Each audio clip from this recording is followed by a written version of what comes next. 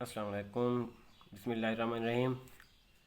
आज हम बहुत ही इंटरेस्टिंग और इम्पोर्टेंट टॉपिक डिस्कस करने जा रहे हैं जिसका नाम है कोलिजन डायमीटर। इसके बारे में हम कंप्लीट इंफॉर्मेशन डिस्कस करेंगे।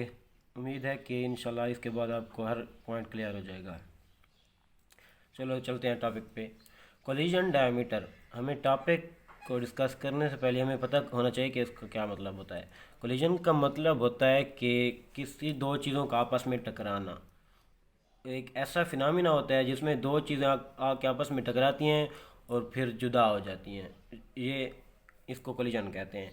और डायमीटर, आपको पता है कि डायमीटर कहते हैं सर्कल के जो होते हैं ना अपोजिट पॉइंट्स में, उनके दरमियान डिस्टेंस को कहते हैं। तो इससे मुराद हम ले सकते हैं कि डिस्टेंस। तो कोलिजन डायमीटर आखिर क्या चीज़ है, इसकी डेफिनेशन हम यूँ करते हैं कि the smallest possible distance between the centres of two colliding molecules. इसका क्या मतलब कि जब दो मॉलिक्यूल्स आपस में टकराते हैं, आपस में करीब आते हैं, जब टकराते हैं तो एक ऐसे हद आ जाती है कि जिससे ज़्यादा करीब वो एक दूसरे के नहीं जा सकते। उस पॉइंट पे ना उनके न्यूक्लियस के दरमियान का जो डिस्टेंस होगा हम उसको कोलिजन डायमीटर कहते हैं। समझ आई? इसका मतलब ये है कि जैसे जैसे मॉलिक्यूल एक दूसरे के करीब आते जाएंगे उनके दरमियान एट्रैक्टिव फोर्सेस बढ़ती जाएंगी। एट्रैक्टिव फोर्सेस जब बढ़ती जाएंगी तो उनका फासला कम होता जाएगा। एक पॉइंट ऐसा आएगा कि जिधर एट्रैक्टिव फोर्सेस मैक्सिमम होंगी, उससे ज़्यादा वो जो मॉलिक्यूल होंगे एक दूसरे के करीब नहीं आ सकेंगे। जैसे जहाँ पर देखें ना कि अगर इसको हम इनके मज़ीद करीब लाएं तो ये नहीं आ सकते, ओवरलैप नहीं कर सकते। क्योंकि एक जो होता है ना मॉलिक्यूल, ये स्फेरिकल होता है 3D, इसलिए ये इसके ऊपर ओवरलैप नहीं कर सकता। तो जब ये एक दूसरे के बिल्कुल करीब आ जाएंगे तो इससे मज़ीद करीब नहीं आ सकते। इस पॉइंट पर इनके दरमियान एट्रैक्टिव फोर्सेस मैक्सिमम होती हैं, तो इसलिए इनके दरमियान जो फासला होगा उसको कोलिजन डायमीटर भी हम कहते हैं। क्लियर? जैसे जैसे मॉलिक्यूल एक दूसरे के करीब आते हैं उस वहाँ पे एट्रैक्टिव फोर्सेस ज़्यादा होती हैं, और एक ऐसा पॉइंट आता है जहाँ पर एट्रैक्टिव फोर्सेस मैक्सिमम होती हैं। इस पॉइंट पे जो डिस्टेंस उनके दरमियान, न्यूक्लियस के दरमियान होता है, उसको कोलिजन डायमीटर कहते हैं। इसके बाद वो एक दूसरे से अपार्ट मतलब दूर हो जाते हैं। इसके बाद हम डिस्कस करते हैं कोलिजन की टाइप्स। कोलिजन की कौन सी टाइप्स हैं? कोलिजन की टाइप्स डिपेंड करती हैं कि उनका कोलाइड करने का अंदाज क्या है मॉलिक्यूल्स का। आया कि वो पहले जब आ रहे थे वो कोलाइड करके किस वेलोसिटी के साथ मूव कर रहे हैं, और उन दोनों की, उन मॉलिक्यूल्स की डायरेक्शन क्या है। तो आइए हम डिस्कस करते हैं। 3 मेन टाइप्स हैं, जिनमें सबसे पहली है ग्लांसिंग कोलिजन। हमने ये देखना है कि इस कोलिजन में मॉलिक्यूल की डायरेक्शन कौन सी है कोलिजन के बाद, और कोलिजन के बाद उनकी रिलेटिव वेलोसिटी कौन सी है। रिलेटिव वेलोसिटी का मैं आपको बताता चलूँ। चलो इससे पहले हम रिलेटिव वेलोसिटी को देख लेते हैं। रिलेटिव वेलोसिटी होती है एक दूसरे के हिसाब से, मतलब अगर दो गाड़ियाँ चल रही हैं ना एक ही डायरेक्शन में, तो उनकी रिलेटिव वेलोसिटी आपस में माइनस होती है, मतलब। और अगर अपोजिट डायरेक्शन में चल रही हैं तो उनकी रिलेटिव वेलोसिटी ऐड होती हैं।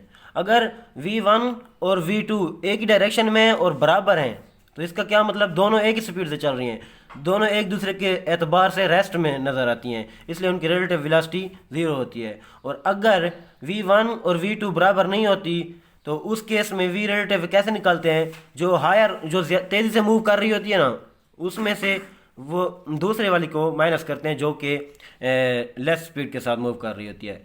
और अगर अपोजिट डायरेक्शन का केस आ जाए तो जितनी वेलोसिटी इसकी होगी जितनी और इतनी अगर इतनी इसकी भी होगी तो उन दोनों का हम ऐड करेंगे, जिसके नतीजे में हमें रिलेटिव वेलोसिटी मिल जाएगी। अभी इन बातों को मद्देनज़र रखते हुए हम यहाँ पर अपने टॉपिक पे आते हैं। Glancing collision. ग्लांसिंग कोलिजन ऐसी कोलिजन होती है कि जब मॉलिक्यूल आपस में आते हैं और टकराते हैं, इस अंदाज से टकराते हैं कि कोलिजन के बाद उनकी डायरेक्शन ऑफ मूवमेंट एक ही हो जाती है, दोनों एक तरफ मूव करने लग जाते हैं, मतलब थीटा एंगल उनके दरमियान ज़ीरो होगा और उनकी जो रिलेटिव वेलोसिटी होगी वो ज़ीरो के बराबर होगी। मतलब दोनों की स्पीड ही एक हो जाएगी, एक जैसी हो जाएगी और डायरेक्शन भी एक जैसी हो गई। इसके बाद है head on collision. Head on collision मतलब अगर पहले अगर दो मॉलिक्यूल आपस में आते हैं और टकराते हैं, यहाँ पर टकराने के बाद उनकी डायरेक्शन बिल्कुल अपोजिट हो जाती है, एक इधर और एक इधर। तो अगर देखा जाए तो अपोजिट डायरेक्शन में एंगल कौन सा होता है, 180 डिग्री, और उनकी रिलेटिव वेलोसिटी क्या हो जाएगी, डबल, एक इस साइड पे और एक इस साइड पे। वैसे तो कैंसिल होनी चाहिए, लेकिन नहीं, ये वेक्टर क्वांटिटीज़ हैं। अगर हम देखते हैं कि इस डायरेक्शन को हम पॉजिटिव ले देते हैं, पॉजिटिव, और दरमियान में लगाएंगे माइनस, मतलब नेगेटिव लगाएंगे तो फिर इसकी डायरेक्शन तो अपोजिट है ना, तो दूसरा भी माइनस आएगा।